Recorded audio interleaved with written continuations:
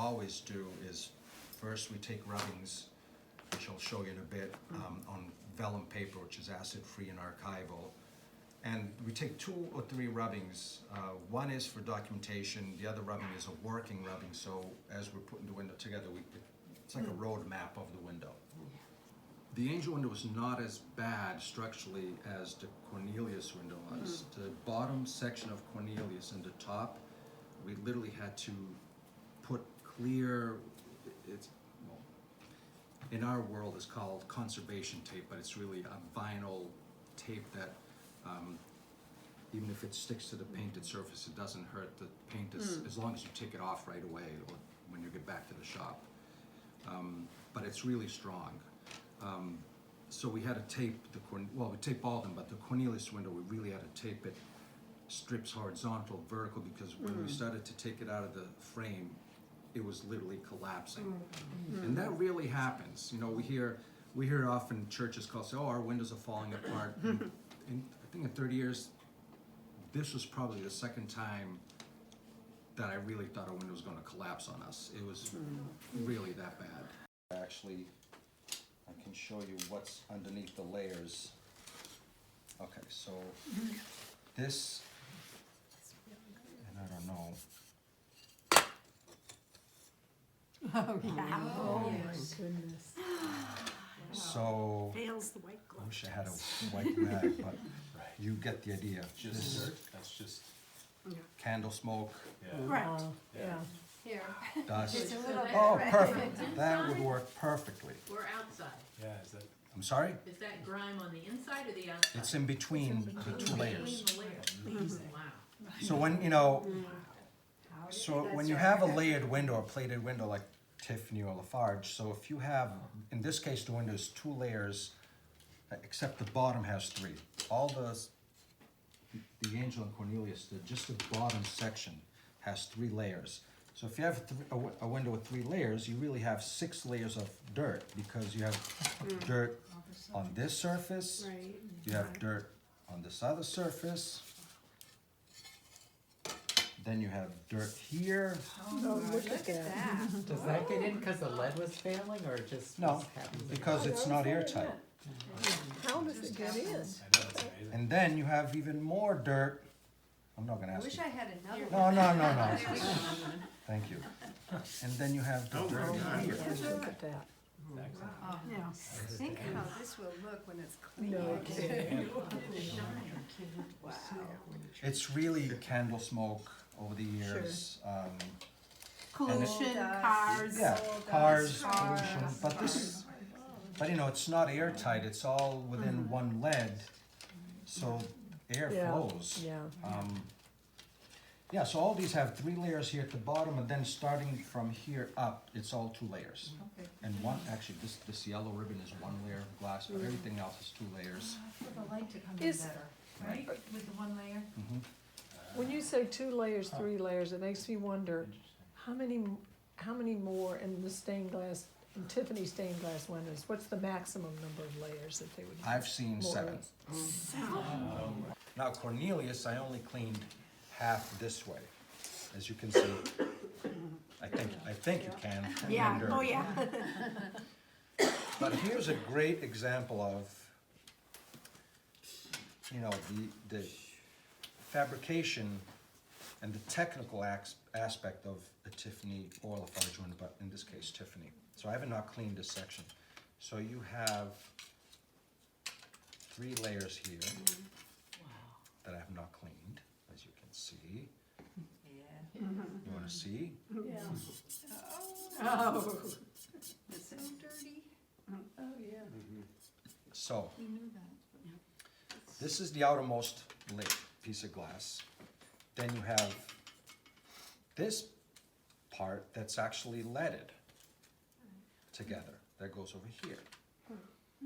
Now this would have been enough, I think. But he was trying to, again, going back to the traditional stained glass, if this was a traditional stained glass window, first of all, it would have been 1 layer, not 3. But these lines would have been painted. So instead he used lead lines to mimic, I don't know if you call them laces or whatever on a Roman soldier's Sorry, he's not a soldier, he was an emperor, big guy. Centurion. And then you have this plated over it. But, Oh, my goodness. but, this is ridiculous, crazy. Not just the fact that it's 3 layers. Can you all see how thick that is? Yeah. All right, your traditional stained glass window is maybe that thick, because a lot of the old glass is thinner than that. But now you have all these 3 together. And if that wasn't enough, they thought, but you know, if we make this top piece of glass curved, it's gonna look like he's stepping out. So do you see that gap there? That's right, that's it. Wait. And this was the lead. Oh, my goodness. And he used a variety of lead profiles. One that, as a matter of fact, in the lead company's book, or booklet, he calls it Tiffany lead. We refer to it as Y lead or Tiffany lead, then there's a T lead. And I'm just trying to make this in a way that you can understand. So this is why we call it a Y lead. Right. And this is why we call it a T lead. And the reason, or where he uses, not the reason. On these areas where there's drapery glass, so basically between this layer and this layer, you see how much higher this is than this, and how much higher this is than this. So this piece is basically abutting these 2 pieces, these 2 different areas. So if he was to use a high heart lead, it would have to be a real high lead. So he developed 2 different leads. You could either use the T lead, so this would be, let's say, the outside surface, and put the 2 pieces together. Just, this is an example, so I'm not doing this, it's not the right thing, but, so basically you can fit more or thicker glass. But you can even see that even with this high heart, I'm not covering the front of the glass. So in this particular case, this is not good. So then we go to the Y lead. So here's the outside surface, the exterior of the window.